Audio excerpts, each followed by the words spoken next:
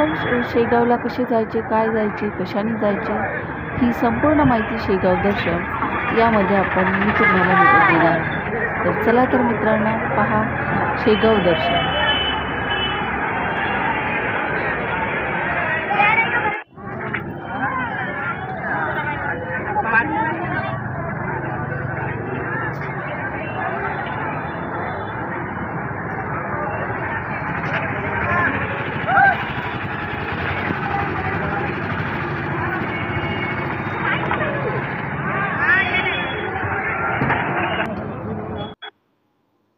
Hello मित्रांनो, स्वागत आहे माझ्या चॅनलवरती, ज्याचे नाव आहे AM तेजस मॉम विगो. तर आज आपण जात आहे शेगाव दर्शनासाठी. आपल्याला ट्रेनने जायचं असेल तर सर्वात स्वस्त आणि मस्त हे ट्रेनचा उपाय आहे. तर ट्रेनने जायचे असेल तर आपल्याला सर्वात जवळचे स्टेशन पाहावे लागेल. माझ्या नजीकचे स्टेशन म्हणजे नागपूर टू शेगाव हा दर्शन प्रवास माझा होता. तर मी सर्वात प्रथम ट्रेन घेऊन शेगावला पोचले. शेगावला स्टेशनवरती बघा कशी गर्दी आहे. तर आपण उतरताना खूप गर्दी असते, तर ते सांभाळूनच आपण तिथे उतरलो पाहिजे. खिसे कापण्यापासून सुद्धा आपल्याला तिथे धोका होऊ शकतो, कारण तिथे खूप गर्दी. आपण तिथे 5 मिनिट रेस्ट घेतली तर थोडी गर्दी कमी होते आणि जायला सुखरूप होते. तर आम्ही स्टेशनच्या बाहेर पडलो आणि तिथून स्टेशनच्या बाहेर निघताच आपल्याला ऑप्शनल ऑटो रिक्षा राहते. जर पायदळ जायचे असेल तर आपण 1 किलोमीटर सहज पायदळ सुद्धा जाऊ शकतो. तर आम्ही रिक्षा घेतला. इथे रिक्षा ही 10 रुपये तिकीट घेत असते. बघू शकता तुम्ही, ऑटोची सुद्धा इथे लाईन लागलेली आहे आणि कोणताही ऑटो पकडून आपण दर्शनासाठी शेगावला जाऊ शकतो. आम्ही पाणी वगैरे पिऊन सावध होऊन पुढच्या प्रवासाला लागलो. तर शेगाव दर्शनासाठी खूप वेळ होतो, यामुळे नाश्ता पण आम्ही सोबत केलेला आहे. नाश्ता केल्यानंतर आम्ही समोर जायला लागलो आणि तिथे माऊली चायवाला, माऊली शेगाव कचोरी सेंटर हे सुद्धा फेमस तिथलं आहे. आपल्याला मंदिरात जाता जाता खूप सारे सामान दिसते. जर तुम्हाला पूजेचे सामान घ्यायचे असेल किंवा वस्तू घ्यायची असेल तर आपण जाता जाताही घेऊ शकतो किंवा मंदिराच्या बाहेर पडल्यानंतरही आपण ती वस्तू घेऊ शकतो. तर सर्वात प्रथम इथे गॉगल्ससुद्धा आहे आणि महाराजांना चढविण्याचे वस्त्रसुद्धा आहे. चिरंजीचे दाणे आहे, ते सुद्धा मंदिरात घेऊन आपण जाऊ शकतो. तर तसे पाहिले तर तिथे मंदिरात येण्यासाठी हार फुलाची सुद्धा गरज नाही. जर आपल्या मनामध्ये भाव असेल तर कुठेही आपली श्रद्धा वाहू शकते. मंदिरात प्रवेश करता खूप भारी असं वातावरण वाटत होतं आणि मंदिरामध्ये जाताना आपल्याला जी पाहण्याची उत्सुकता असते ती संपते आणि आपण बघायला सुरुवात करतो. तर इथे आम्ही सर्वात प्रथम श्रीच्या दर्शनाला जात असताना काही हारफूल घेतलेली होती.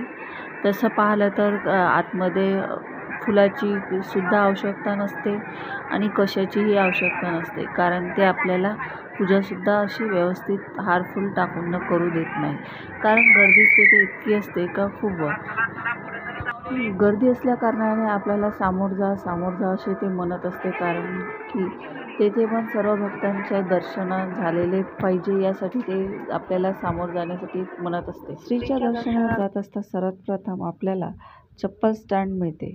तर चप्पल स्टँडमध्ये आपली निस्वार्थ सेवा असलेले चप्पल स्टँड मिळते. तर तेथे आपली चप्पल ठेवून आपण स्वामीच्या दर्शनाला आतमध्ये जाऊ शकतो. तेथे सुद्धा खूप गर्दी असते. आपल्याला समोर दिसतच आहे सेवा स्वार्थ पादत्राणे स्टँड, म्हणजे त्या स्टँडमध्ये आपले चप्पल वगैरे सुखरूप राहतील आणि मग समोर तिथून श्रीच्या दर्शनाला जाण्यासाठी मार्ग निघतो. तर श्रीच्या दर्शनाला जात असताना खूप गर्दी असते. तर आपण जेवढं घाईमध्ये चालू तेवढं आपल्याला दर्शन लवकर होऊ शकतं. पाहू शकता तुम्ही चप्पल स्टँड ते सुद्धा गर्दी किती आहे. तर आमचा चप्पल स्टँडचा नंबर होता 204. चप्पल ठेवल्यानंतर आम्ही समोरच्या प्रवासाला निघालो. तर तिथे खूप घाई करावी लागते। हे बघू शकता तुम्ही मंदिराचा परिसर आहे हा। स्वामीच्या दर्शनाकडे जाण्यासाठी दर्शनाकडे जाण्याचा बघू शकता तुम्ही।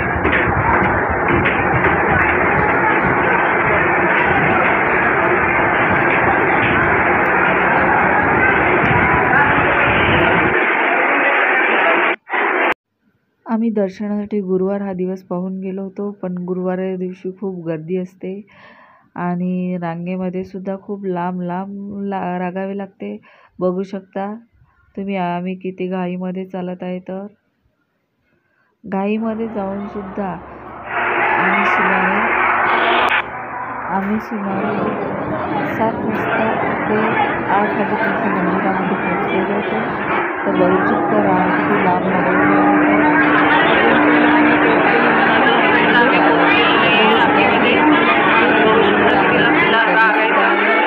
आणि तुम्हाला गुरुवार दिवस पाहून जायचे नसेल तर थोडी तुम्हाला गर्दी कमी होईल। लांबून दर्शनाला लोक तिथे येतात।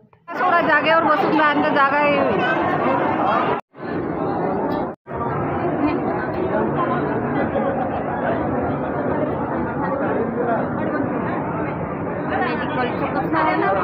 मेडिकलच्या दवाखान्यात खायचं रस्त्यानं तिथं चालल्यासारखं तिकडून फिरून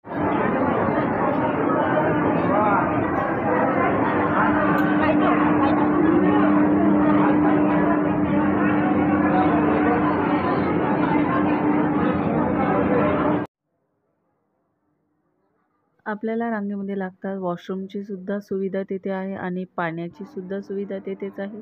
तर बाहेरील नजारा बघू शकता। समोर मस्जिद सुद्धा तिथे गजानन महाराजांच्या मंदिराजवळच आहे। आपण लाईनमध्ये लागत असताना खिडकीमधून आपल्याला हा नजारा पाहावयास मिळतो।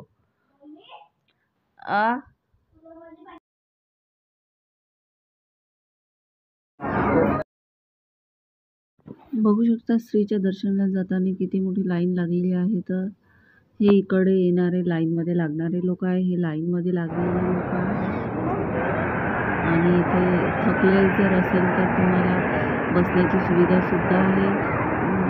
एकदमच थकले असेल तर पाणी पिऊन थोडी विश्रांती सुद्धा तुम्ही घेऊ शकता।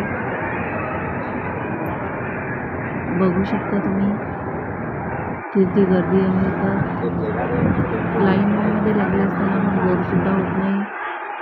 तिथे एसीची आणि फॅनची भरपूर सुविधा आहे। तुम्हाला कोणताही त्रास होत नाही। लाईनमध्ये लागले असतात, थकले असतील तर बसू सुद्धा शकता। खाली असलेले हे दर्शन घेऊन निघालेले लोक आहे। बघू शकता किती गर्दी आहे। तर तुम्ही दर्शन घेऊन आल्यानंतरही तिथे गर्दी आहे। आम्ही सुमारे 12च्या सुमारामध्ये दर्शन घेण्यासाठी निघालो होतो आणि बघू शकता दर्शन घेऊन आल्यानंतरही खाली किती गर्दी आहे भक्तांची। तर जिकडे तिकडे तुम्हाला भक्त दिसत आहे। तर तुम्हाला शेगावला कधी गेले असेल तर तुम्ही दर्शनात जातात। थोडं आतमध्ये वरती होऊन खाली उतरावे लागते। पायरीसुद्धा आहे तिथे। बघू शकता श्रीच्या दर्शनासाठी जाताना किती त्रास थोडासा सहन करावा लागतो, पण तिथे एसीची सुविधा असल्याकारणाने गरमीसुद्धा होत नाही आपल्याला आणि काही तेवढा अनुभवसुद्धा म्हणजे श्रीचे दर्शन झाल्यानंतर आपण बाहेर पडत असताना आपण जर तेथे पावती फाडली तर आपल्याला प्रसादसुद्धा मिळतो। प्रसाद घेतल्यानंतर आम्हाला अंगारा मिळाला आणि लाडूचं एक पॅकेट मिळाले प्रसाद म्हणून आणि तसेच श्रीची एक फोटोसुद्धा मिळाली आहे। जर तुम्ही पावती फाडली असेल तर तुम्हाला आपल्याला आत जाताच आपल्याला फोटो काढण्यास सक्त मनाई असते। आपण फोटोसुद्धा घेऊ शकत नाही। तर तुम्हाला हा व्हिडिओ कसा वाटला? आवडला असेल तर व्हिडिओला लाईक करा, शेअर करा आणि सबस्क्राईब करायला विसरू नका।